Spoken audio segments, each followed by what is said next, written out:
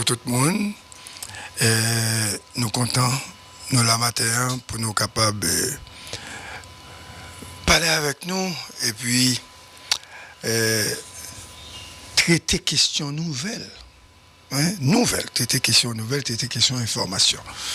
Parce qu'à Scoop, nous sommes en train de produire. Nous produisons pour le pays. Nous sommes en train de construire. Nous sommes en train de construire toute une génération. Une génération qui doit réfléchir sur ce pays ailleurs. Une génération qui doit connaître que Haïti, a besoin de monde qui est capable de réfléchir, qui est capable d'aider, regarder qui s'est passé dans la société pour être capable de nourrir réflexion pour nous faire route démocratie. C'est-à-dire, dans n'importe quel pays, nous autres, nous pouvons travailler comme un journaliste. Et c'est extrêmement important parce que nous sommes respectueux des normes et des principes.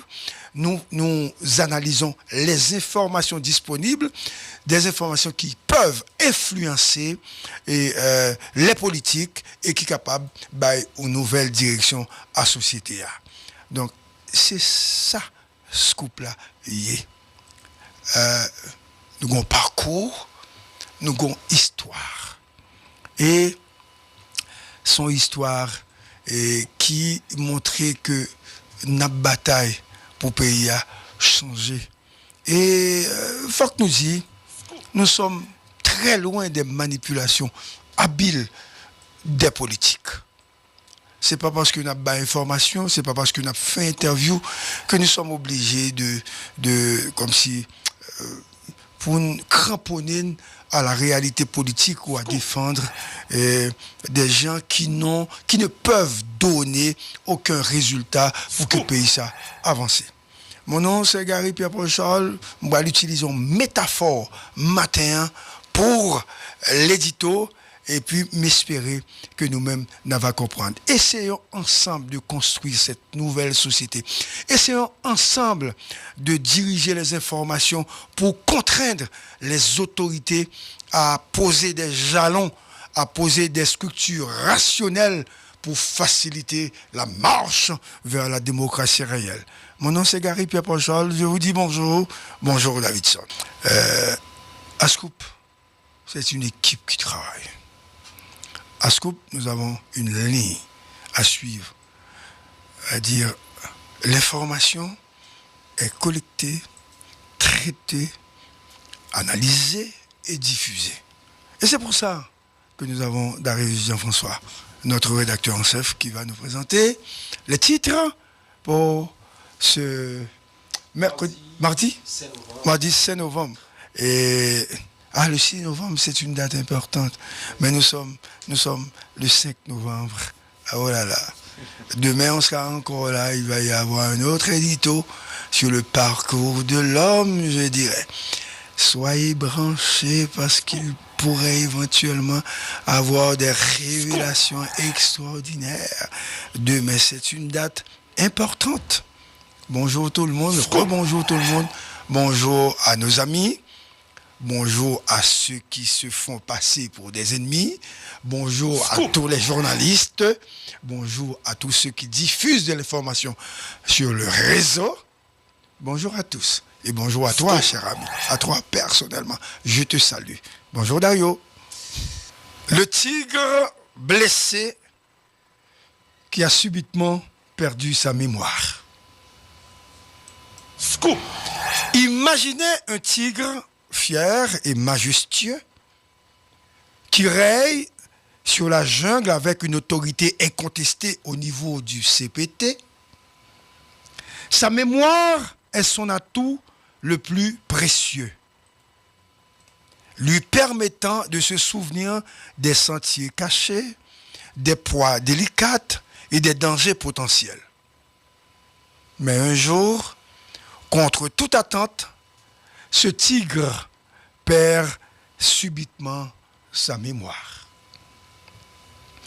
Les autres animaux de la jungle politique, entre autres membres du CPT, regardent avec stupeur le roi déchu. Le tigre, autrefois si sûr de lui-même, semble aujourd'hui désorienté, incapable de se rappeler les chemins familiers ou de reconnaître ses alliés. Montana, je dirais. Le changement est soudain et bouleverse l'ordre établi de la jungle.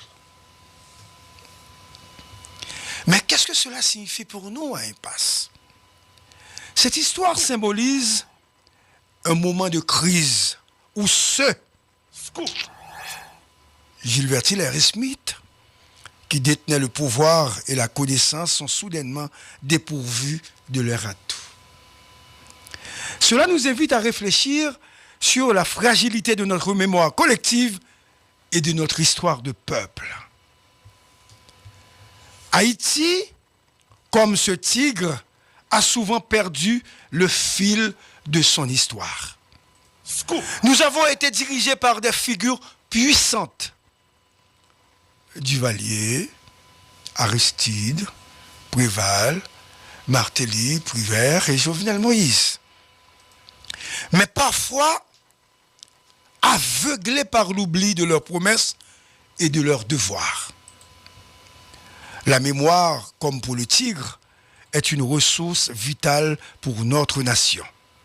Elle nous rappelle nos luttes, nos victoires et les chemins que nous avons parcourus.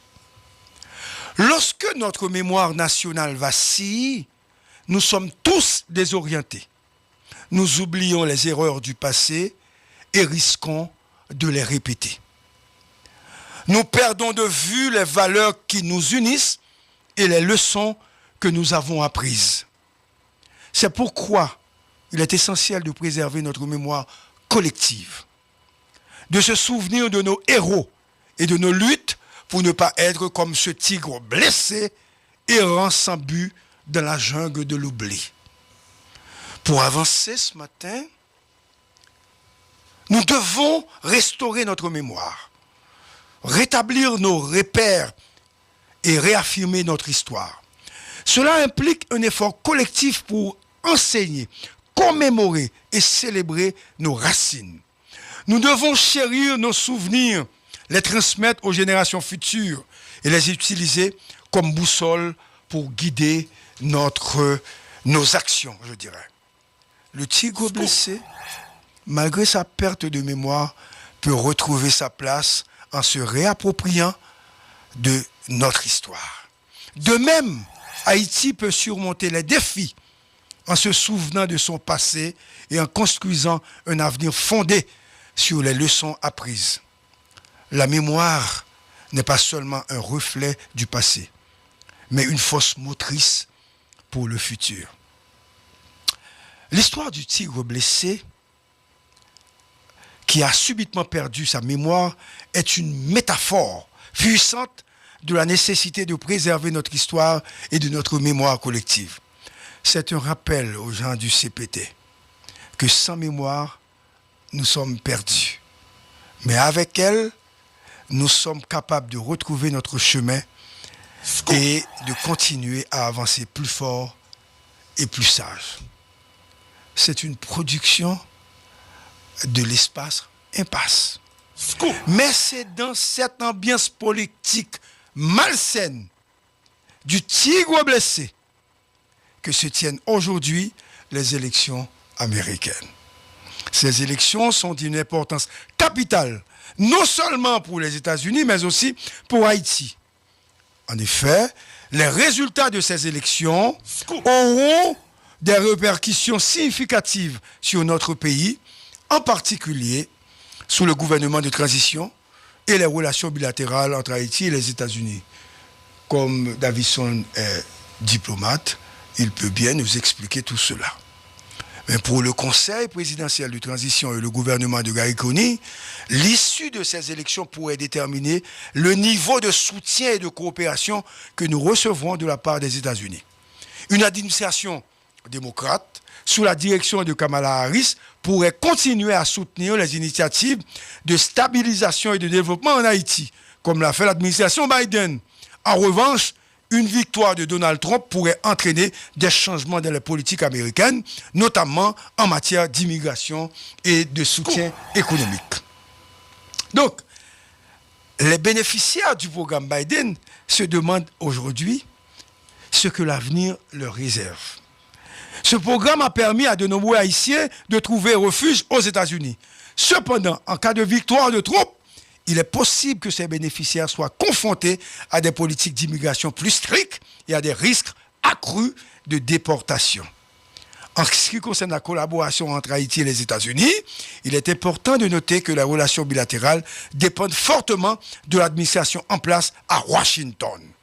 Une administration démocrate pourrait être plus incline à soutenir les efforts de transition démocratique en Haïti, tandis qu'une administration républicaine pourrait adopter une approche différente axée sur la sécurité et la lutte contre l'immigration illégale. Pour commencer cette émission spéciale ce matin, émission relative, je dirais, aux impacts et aux enjeux de ces élections, nous recevons ce matin M. Jean Monestine, une figure importante de la communauté haïtienne de Miami. Monsieur Monestine, bonjour, quel plaisir de vous recevoir sur les ondes de Scoop FM. Bonjour, Monestine.